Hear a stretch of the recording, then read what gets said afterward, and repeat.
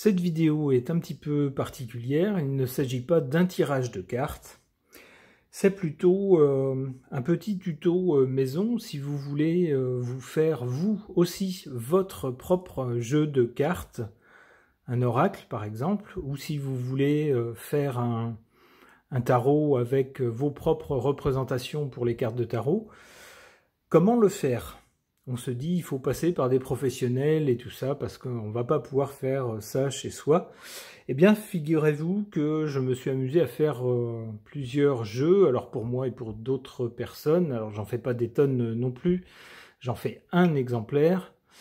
Et si vous connaissez la chaîne de Phil Voyance, que je vous recommande si vous ne la connaissez pas, non seulement parce que Phil est très doué, en cartomancie, mais qu'en plus que c'est quelqu'un de très sympathique.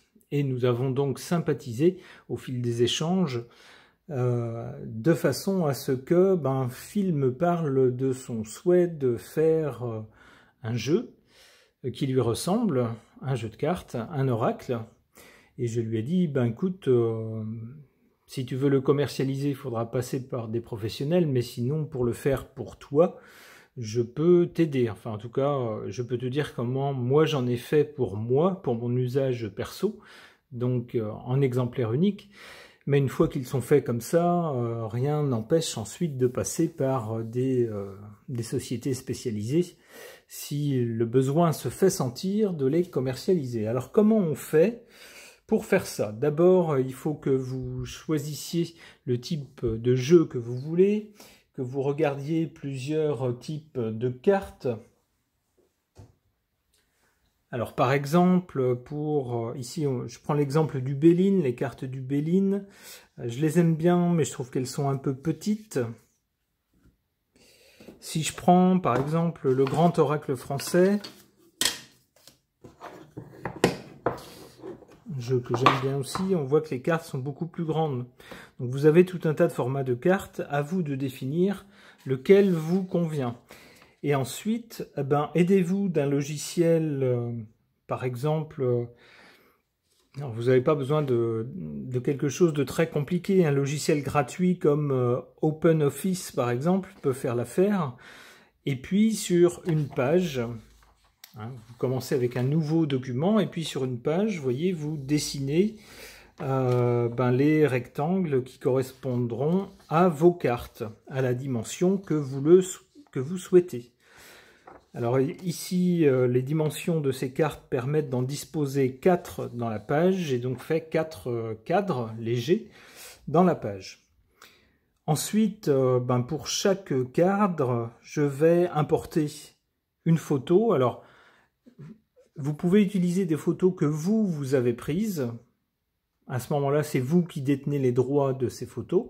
Si vous prenez des photos que vous avez trouvées ailleurs, attention, vous n'avez pas le droit de les exploiter. Ou alors, vous pouvez choisir sur certains sites internet proposent des photos libres de droit. C'est-à-dire que tant que vous ne les exploitez pas de façon commerciale, eh bien, vous pouvez utiliser ces photos pour votre usage personnel. Alors, voyez par exemple ce que ça peut donner. Donc, je reste sur mon exemple ici. Moi, j'ai trouvé donc sur un site de photos libre de droit. Voyez ce genre de photos donc que vous téléchargez et qu'ensuite, au besoin, vous modifiez. Vous pouvez les retailler, etc., ou faire ressortir telle couleur, etc., grâce à des logiciels de retouche photo. Alors c'est pareil, vous en avez des gratuits qui sont très bien. Vous avez par exemple Photofiltre, vous avez par exemple The Gimp. Tout ça c'est gratuit. Ça vous permet de retoucher les photos, de les recadrer, etc. Ensuite, une fois que vous êtes sur votre logiciel, vous cliquez sur importer une photo, vous allez chercher dans votre ordinateur la photo que vous avez téléchargée. Souvent elle va apparaître beaucoup plus grande, donc vous tirez dessus pour la mettre à la dimension que vous voulez.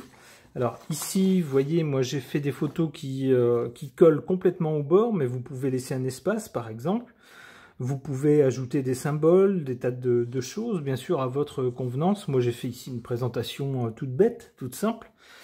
Et puis vous pouvez, ici, on voit, ajouter une zone de texte. Vous faites insérer une zone de texte, donc vous notez votre texte, vous choisissez le pas d'écriture, c'est-à-dire si vous voulez que ça soit en petit ou en plus gros, la couleur, et puis bien sûr le style d'écriture. Et puis dans la zone de texte, vous choisissez si cette zone va avoir un fond blanc par exemple, pour faire une espèce de cartouche, ou un fond transparent comme ici, où seules les lettres se détachent sur le fond de la photo. Et vous arrivez donc à une page comme celle-ci. Alors qu'est-ce que vous faites ensuite? Eh bien, vous allez imprimer ça. J'utilise, moi, du papier Bristol. Alors, vous voyez, par rapport à du papier classique, hein, le Bristol est un peu plus costaud. C'est pas encore du carton, mais c'est quand même plus solide.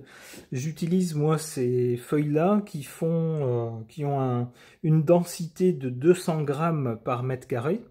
Vous trouvez ça très facilement, des Bristol comme ça. Et donc, vous allez imprimer ça sur votre Bristol. Admettons que j'ai mis mon Bristol ici dans mon imprimante, j'ai lancé l'impression et ça me donne ça. Ok. Bah, ensuite, je vais faire la même chose que j'ai fait ici, mais pour le dos des cartes, pour savoir ce que je vais mettre au dos. Alors essayez, ça va être très difficile sur la plupart des imprimantes. Si vous prenez votre papier et que vous le mettez à l'envers pour imprimer le dos, très souvent, ça va être un peu décalé. Donc, essayez de prévoir un motif qui va déborder du cadre, de façon à ce que vous soyez sûr qu'à l'impression au dos, ça va bien couvrir tout. C'est mon conseil, en tout cas. Vous imprimez donc, une fois que vous avez imprimé ce côté-là, vous remettez votre page à l'envers et puis vous imprimez le dos que vous souhaitez imprimer. Vous allez donc vous retrouver après avec un Bristol avec quelque chose d'imprimé des deux côtés. Attendez bien sûr que ça soit bien sec. Et comment faire ensuite pour pas se retrouver avec juste un bout de carton? Et bien après, c'est très facile, vous allez voir, de plastifier ces cartes. Alors je vais ranger ça avant pour avoir un peu plus de place et vous montrer.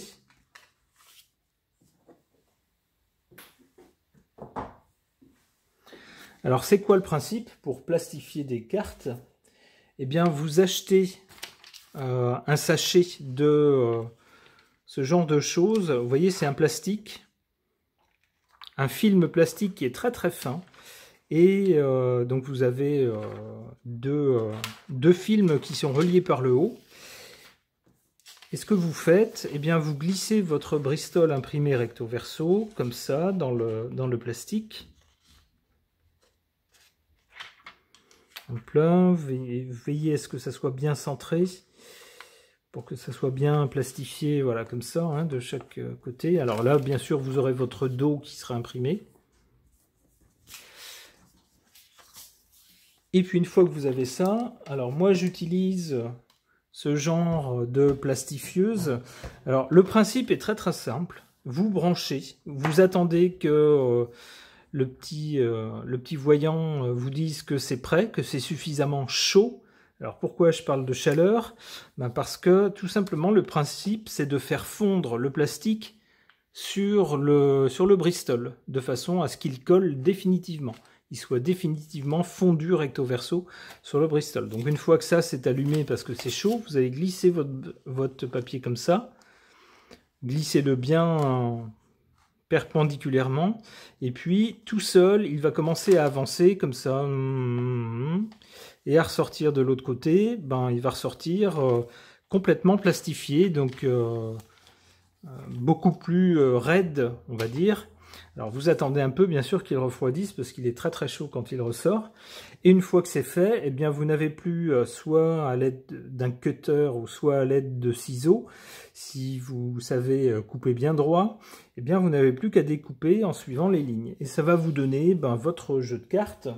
Alors je vais vous faire voir des exemples de choses que j'ai réalisées pour moi avec cette méthode-là.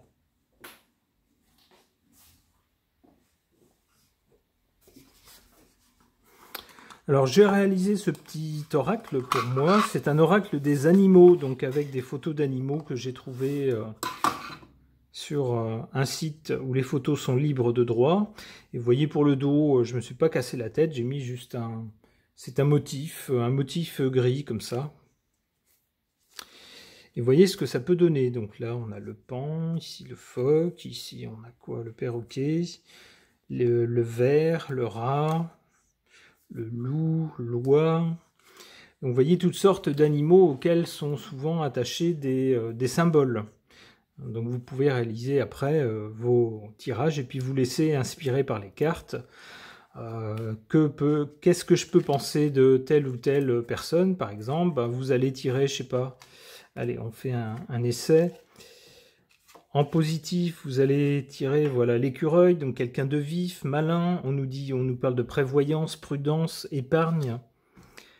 En négatif, on a cette carte du singe. Alors, on nous parle d'immoralité, de jeu, donc quelqu'un qui prend pas les choses au sérieux, quelqu'un qui est un peu menteur, etc. Bon, voilà, vous voyez, vous pouvez tout de suite commencer à faire des choses avec les cartes, avec le jeu que vous aurez créé.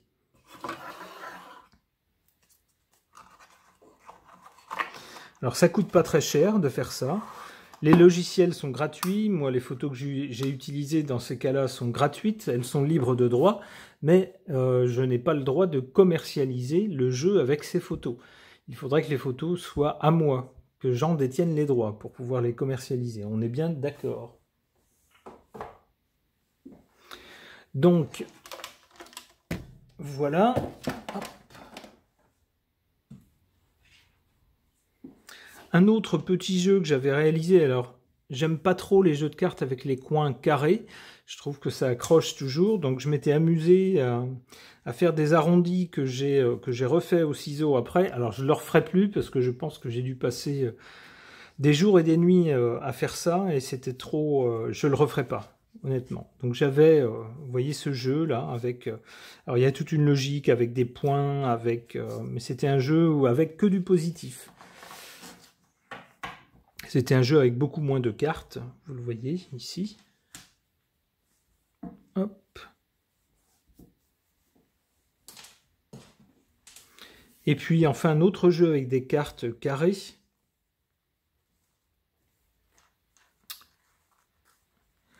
Alors ça, c'est parti d'un délire, d'une rigolade en se disant, on pourrait faire des jeux de cartes avec n'importe quoi, avec un enjoliveur de voiture, avec un paquet de chips, avec voilà. Donc vraiment le truc pour rire. Et ça donne ça. Vous voyez, hein, donc on met des chiffres, on met complètement aléatoires dessus, et puis des symboles. Alors après, vous voyez, vous tirez ça, c'est quelqu'un qui a des casseroles, hein, etc. La carte de l'avocat. Ah. Au lieu de mettre la justice avec une balance, non, voici l'avocat. Alors ça, hein, c'est pour quelqu'un à qui on souhaite de finir, vous voyez où, hein, on dit il n'y a plus qu'à tirer la chasse d'eau. Bon. Alors évidemment, c'est un genre d'humour qui forcément ne plaît pas toujours à tout le monde, mais je vous rappelle que c'était pour rire. Cela dit, on peut quand même l'utiliser pour de vrais tirages. Mais enfin, il faut aussi dédramatiser, et puis pas non plus se prendre pour le grand mage qui détient la sagesse suprême. Vous voyez ici des clés pour les clés d'une situation, quelque chose qui peut se dénouer. Va te faire cuire un œuf, par exemple, ici. Alors voilà l'enjoliveur qui peut représenter la roue de la fortune, par exemple. Des bananes. Alors je ne vous ferai pas d'explications scabreuses sur les significations que peuvent avoir la banane. Alors ici un sens interdit, donc un truc qui ne va pas plus loin, une situation qui ne va pas plus loin. Vous voyez ici, à l'inverse, une situation dans laquelle on tourne en rond. Et puis des personnages, tout un tas de personnages que vous pouvez incarner. Vous voyez, je m'étais amusé à me déguiser en toutes sortes de personnages pour ce jeu-là. Donc vous voyez qu'on peut un peu tout faire. C'est très amusant d'ailleurs. Vous voyez, pour dire, la seule limite, c'est votre imagination. Vous pouvez tout faire. Vous essayez d'imaginer un jeu qui vous ressemble, qui vous plaît. Combien de cartes vous voulez, et puis sur quelle tonalité vous voulez donner à votre jeu, quel thème, définissez tout ça, et puis après, vous voyez, c'est assez facile à réaliser. J'espère que cette vidéo tuto vous aura plu. Je vous remercie en tout cas de l'avoir suivi.